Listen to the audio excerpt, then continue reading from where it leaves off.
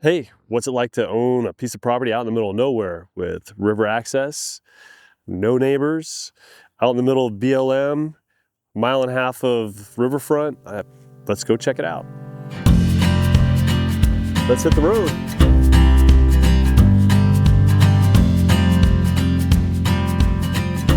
So my buddy who owns the place now had been looking for a piece of property, a bug out kind of property. He had sold a business and was looking for something that he could build a cabin on, be off the grid, just have something adventurous. And the reasoning behind it was the moment COVID hit, we both knew that everybody and their dog and their grandmother was going to be looking for bug out properties in Central and Eastern Oregon. And anyway, went out there. The place is incredible. You're in the wild and scenic section of the John Day River. Other than the driveway getting to this property and a couple properties beyond it, it's a roadless area. There's very, very little traffic. It is gated. There's no access for the public from the point of this property all the way to the town of Monument.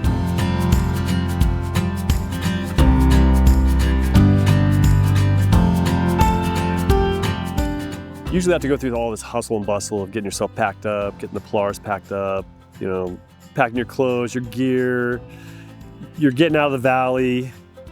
When you're going over the top of the mountains, like where we are right here, we're just starting to head down into the rain shadow of the Cascades. Everything starts to open up.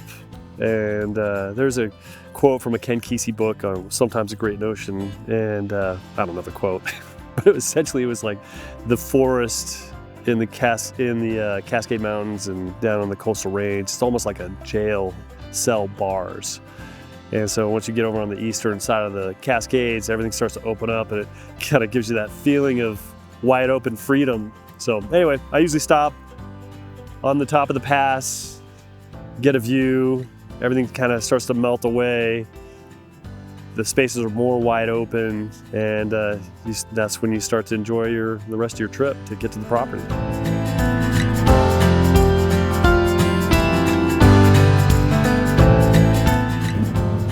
Yeah, how you doing? Well, I just pulled over outside Camp Sherman to have a little breakfast snack. Where are you at? Where are you at? Well, coming up on Camp Sherman, I think. We just Black Butte. Never. All right. Yeah, you got started early and we got started late. We already started filming. Oh, really? Ryan's got me doing like road rules, or what kind of theme are you talking about, Ryan? Top Gear. Top Gear, kind of Grand Tour, what it's like to own 600 acres out in the middle of nowhere. And so he's got a GoPro on the front and the back for time lapse for the trip, from showing the trip from the valley to get over there. And I don't know, it's gonna be interesting. All right, well, let's communicate again, maybe a little later, and see how close we are to each other. Yeah. And then just so you know, I got stuff to make for lunch snacks. Okay. Guys. Oh man, it's catered. It's catered. Yeah. Sounds good, man. Right. We'll see you then. Okay. Bye-bye. Through Prineville yet? Yeah, I think we're going through Madras now. Madras? If you're going through Madras, you're going the wrong way. No, we're in Prineville. We're in Prineville. How do you know that? It's All right. Prineville right there. Oh, it does? Okay. Yeah, we're going through Prineville.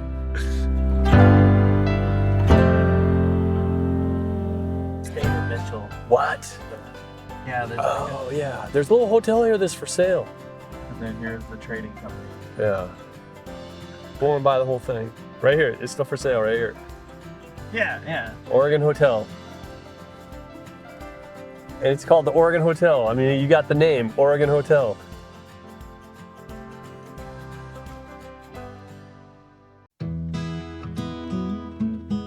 I forgot toilet paper.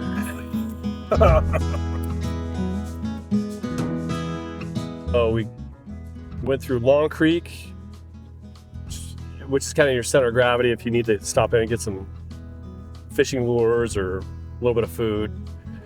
But hopefully you don't, because it's a long trip out. And then we just went through Ritter Hot Springs, and now we're going from the middle fork of the John Day River up over the pass, and then we're gonna drop down into the North Fork of the John Day River. And then we'll go downriver on the North Fork. Not too far past the property, we'll run into the confluence of the Middle Fork and the North Fork. But this is the only way to get there. It's the rest of the Middle Fork is roadless. So now we're kind of getting into some pretty wild country. That's all I have to say about that. Yeah, it's got little green spots in here. That's pretty cool. Like that. How green that is up there. Yeah, the unique part about this section of river is that most of the rivers east of the mountain have a road going next to them, because that's the easiest access from point A to point B. You know, otherwise you're trying to go around or through a mountain. Once you get to the gate, then that's it. Like, there's nobody else coming through unless you got to access, gate access, and that's really just 3 owners downstream from this property. And you don't have anybody walking through your property fishing the property. It's just once you get past that gate, you're at a point of no return until you get to Monument. So it is very limited use on the property. So we've come out of Long Creek, dropped into Ritter, and then we've gone up and over the top, and now we're down where the crossing is on the North Fork of the John Day. And in this area is where, if you're gonna do a float on the Wild and Scenic, which is only a couple months out of the year, only during high water, the CFS has gotta be specifically, I'm not sure what it is, but it's gotta be high enough so you can get over some of the rock bars. When it's high enough, that's about the only time you'll ever see people on this property, not on the property, but floating by on a day or a couple day trip from here to Monument. So this is when things start getting a little bit rough. We aired the tires down, and we've got about 4 miles to go. The last 4 miles, it takes about a half an hour. You just kind of want to go slow, and every once in a while you might stop and maintain the road or dig out a pothole. So anyway, next 4 miles, we'll catch up with you.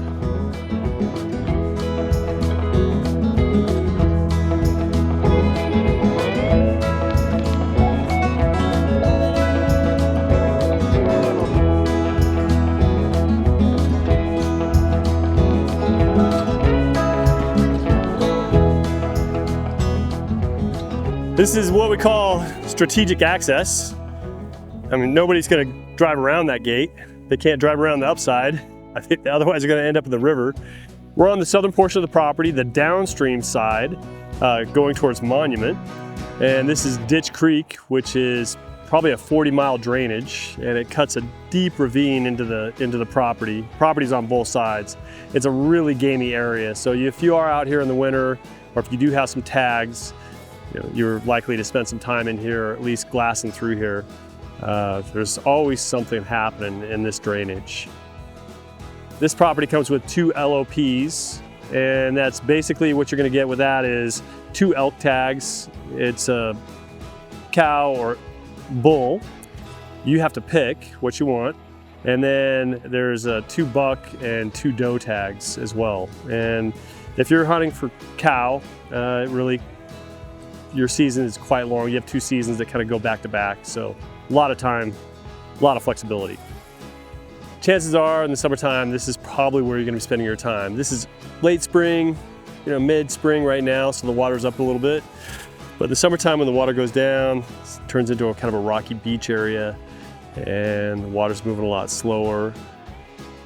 One of the best things about this property is if you're fishing for bass, you're gonna catch one every single time you cast. You'd be surprised if you didn't catch one.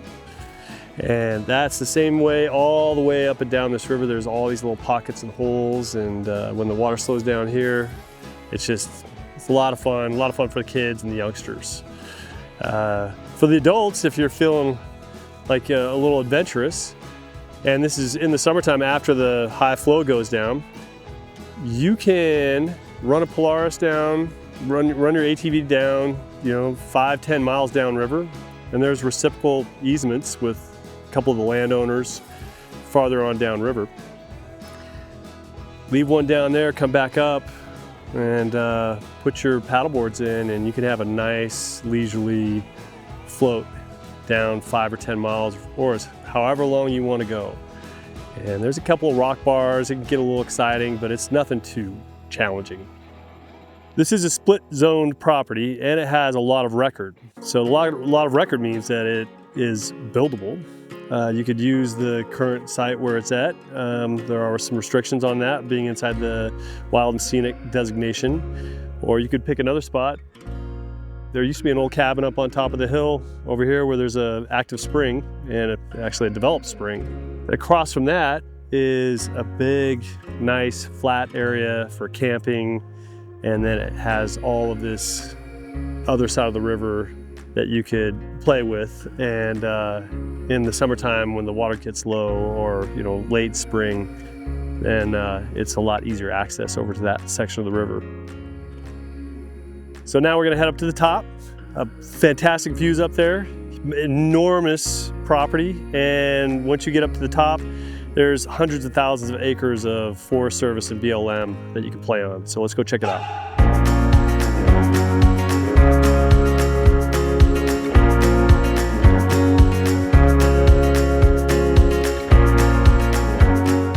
We've come up close to the top of the property, up on the tall bench, and I don't know if you can hear it, but the chukar over there are taunting us right now. Usually when we come around the corner on this part of the property is where sometimes you can see the large herd of elk, and they like to sit on top and have a pretty good view of the valley. This whole area is teeming with game. This is a really interesting geologic area. If you look behind us at the Potamus Point, you can see at least 20 layers of lava flows that work their way down to the bottom to where the river's at right now. And it is a steep, pitched canyon. It's not like Hell's Canyon type of steep, but it's a very dramatic a canyon that runs through here. It's not often that you see something that's a river that cuts through an area like this North Fork of the John Day cuts through the geology in this area.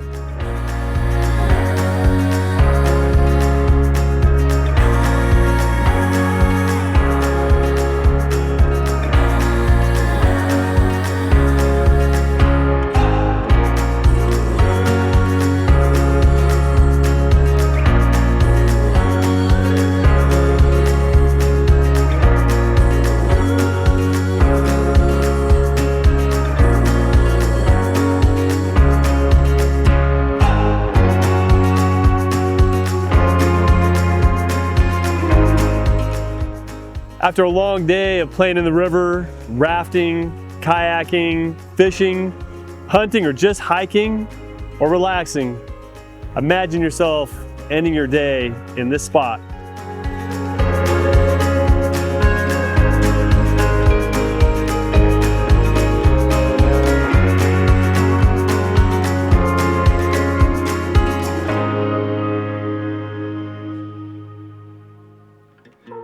Okay, we're packing up, heading out. Again, this is Paul Turgeson, Oregon Farm and Home Brokers. Appreciate you taking the tour with us. If you're interested in this property or any properties like this, give us a call or look us up at OregonFarmandHomebrokers.com.